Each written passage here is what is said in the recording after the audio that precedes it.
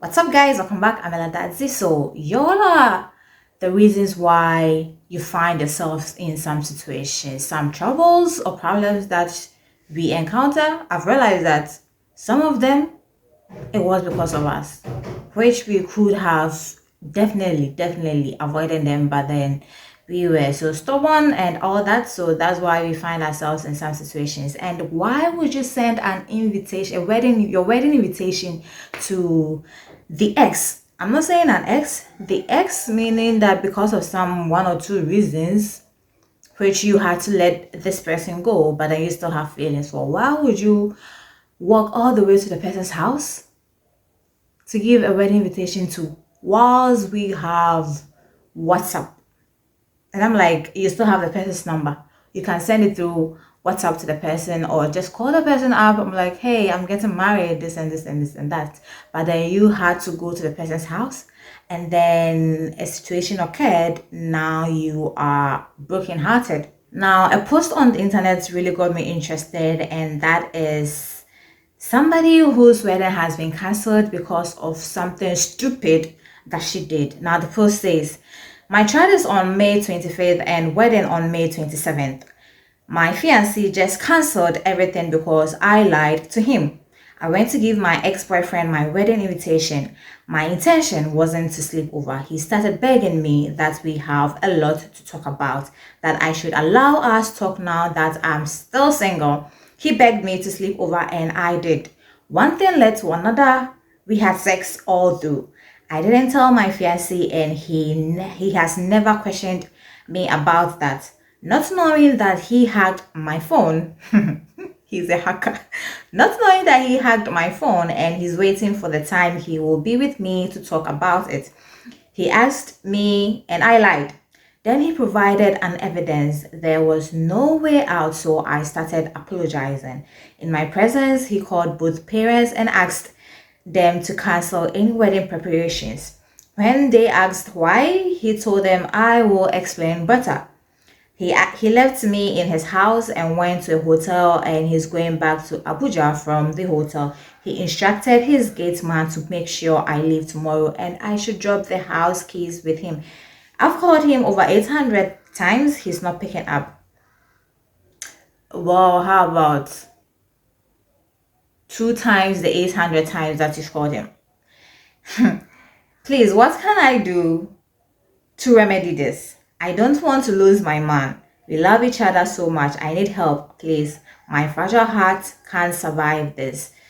Well, then you need a hospital to go to. If your fragile heart cannot survive this, yes. And as I said, first of all, this person is your ex. Let me say, this person is the ex. I mean, this person could have like so many exes, but then there could be one of the exes that she really was into. And as I said, because there was some one or two things, she had to let him go, or they had to separate. Now, why would you go give your wedding invitation to an ex? This shows that they are still in contact. And hey, there's nothing wrong with being in contact with your ex, but then sometimes you've got to know the kind of ex this person is. If this person is the ex, and I keep on using the ex because, I mean, as I said, a lot of exes, but then this might have been the one that she was really interested in. So why?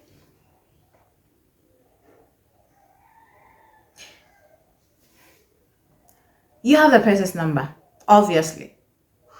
You could call the person up, hey, I'm getting married.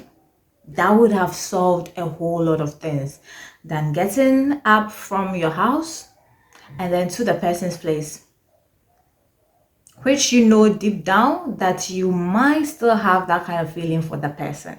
Because I promise, if there was nothing like that, there was no kind of like affectionate feeling or something romantic, the romantic feeling, that if she wasn't still feeling that towards the ex, they having sex throughout the night wouldn't have happened. And I'm also wondering how long it's been since they broke up, because if it's been a long time, then I think that going to his house wasn't needed, and whatever it is that caused them to break up, I think that they would have talked about it long ago, because from the post she was like the ex kept begging her to, talk about, the since she's still single at that time, to talk about whatever it is that went on with them. And sometimes, once again, we are the cause of the problems or the troubles that we face in our lives, the things that happen in our lives. Because this I still don't understand. I still don't get it. How could this happen?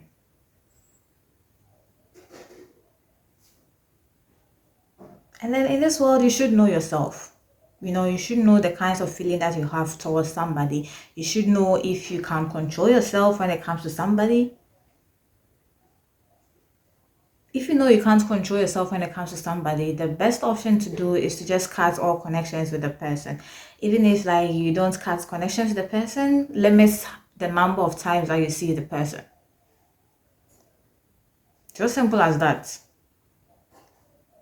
And the fiancé hacked her phone, and he popped up, he asked her about it, and now she lied about it. I mean, he asking her about it should have made her realize that maybe he knows, which I'm thinking that she should have told the truth about, and if like she really really did feel guilty about it, I'm like, if she really did feel guilty about it the moment that happened, she would have told the fiance about it. And I'm also wondering when, I mean, the time that she sent the wedding invitation to the ex-boyfriend's place, was it in the night?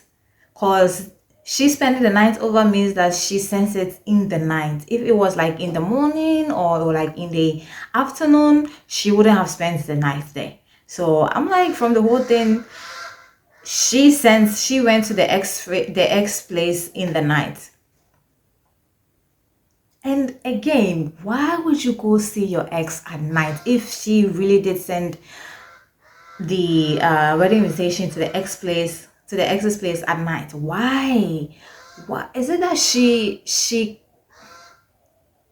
or it could be that this was something that she had in mind all along, and that she's really not being truthful to herself about this whole thing. Because what at all begging did the ex beg for you guys to have sex throughout the night? What at all?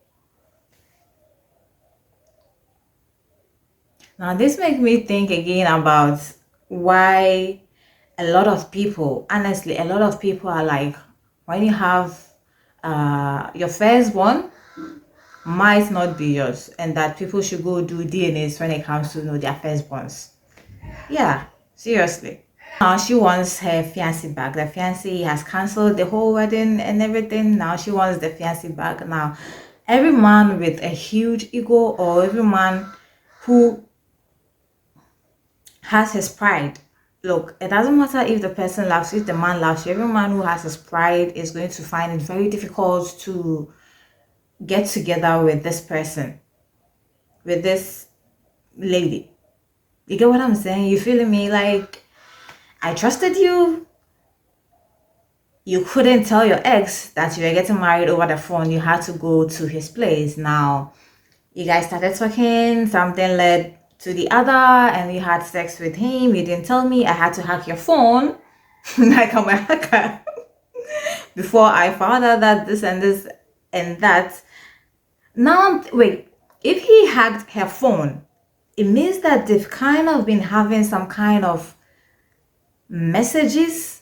And I'm not meaning like the normal friends messaging, but some really romantic. Because if he found out that this happened, it means that the kind of messages that he saw on the phone when he hacked her phone was really, really deep. It was really, really deep. Yeah, that is all I can say. Now he found out you didn't tell the truth, you lied, and then he gave you evidence that this is what happened. I feel sorry for her. Honestly, I do feel sorry for her, but it's going to take a miracle for the fiancé to take her back. Yeah.